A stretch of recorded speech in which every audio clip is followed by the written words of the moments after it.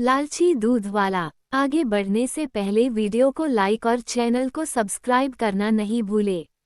एक छोटे से गांव में, जहां हर कोई एक दूसरे को जानता था और सभी की दिनचर्या बहुत सरल थी, वहां एक दूध वाला रहता था जिसका नाम गणपत था। गणपत गांव का एकमात्र दूध वाला था और उसकी दुकान पर दूध खरीदने के लिए हर सुबह लंबी कतारें लगती थीं।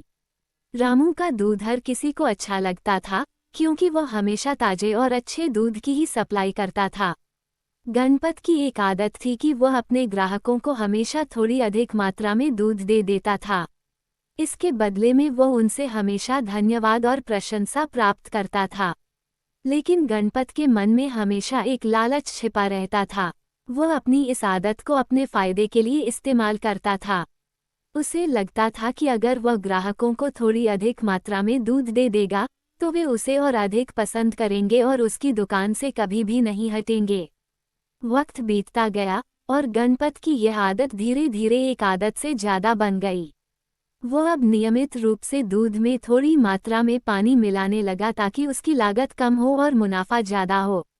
इससे उसे बहुत अच्छा लाभ होने लगा, लेकिन उसका ये लालच उसके चरित्र को धीरे धीरे बिगाड़ने लगा। गांव में एक दिन एक नई महिला आई जिसका नाम शारदा था।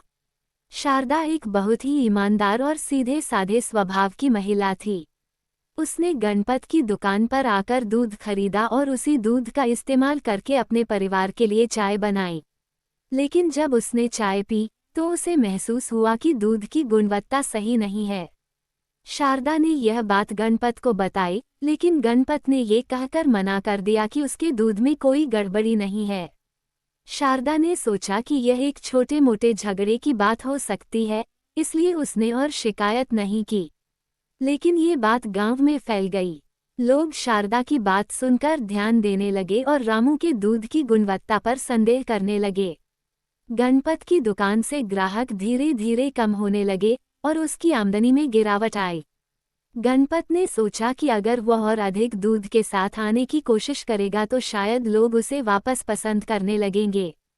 उसने एक और चाल चली। उसने अपने दूध के दाम बढ़ा दिए, लेकिन उसने जो दूध ग्राहकों को देना शुरू किया, वह और भी अधिक पतला था। अब ग्राहकों को और भी अधिक गड़बड़ी का सामना करना पड़ रहा था और वे पूरी तरह से निराश हो गए थे। एक दिन गांव में एक बड़ा मेला लगा।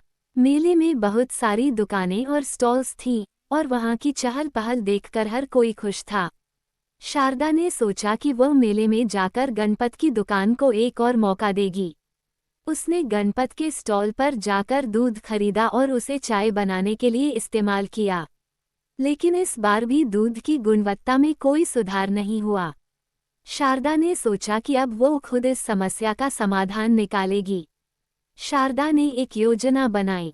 उसने गांव के सभी लोगों को एक जगह पर बुलाया और सबको बताने लगी कि कैसे गणपत के दूध में हमेशा पानी मिला होता है और इसलिए उसकी गुणवत्ता कभी ठीक नहीं रहती। शारदा ने सबको एक साथ ये दिखाने के लिए कहा कि वह दूध को कैसे चाय में डालती है और कैसे उसमें पानी की मात्रा अधिक होती है।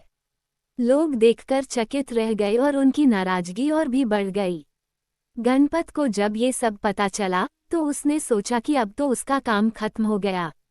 गांव वालों ने उसकी दुकान का बहिष्कार कर दिया और गणपत को अपनी गलती का एहसास हुआ। उसने सोचा कि अगर वह अब भी कुछ सुधार लाए, तो शायद लोग उसे माफ कर देंगे। गणपत ने पहले से भी अधिक मेहनत की और दूध में पानी मिलाना बंद कर दिया। उसने गांव वालों से माफी मांगी और वादा किया कि वह अब कभी भी ऐसा काम नहीं करेगा।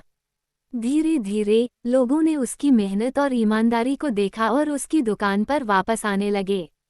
गणपत ने सीखा कि लालच का कोई अंत नहीं होता और ईमानदारी से काम करने पर ही सच्ची सफलता मिलती है। इस प्रकार गणपत ने अपनी गलती से सीखा और अपने चरित्र में सुधार किया। गांव वालों ने भी उसे एक दूसरा मौका दिया और गणपत की दुकान फिर से गांव की एक महत्वपूर्ण जगह बन गई। उसकी ईमानदारी और मेहनत ने उसे फिर से लोगों का प्यार और विश्वास दिलाया। और इस तरह लालची दूध वाला अपने अनुभव से सीखकर एक बेहतर इंसान बन गया।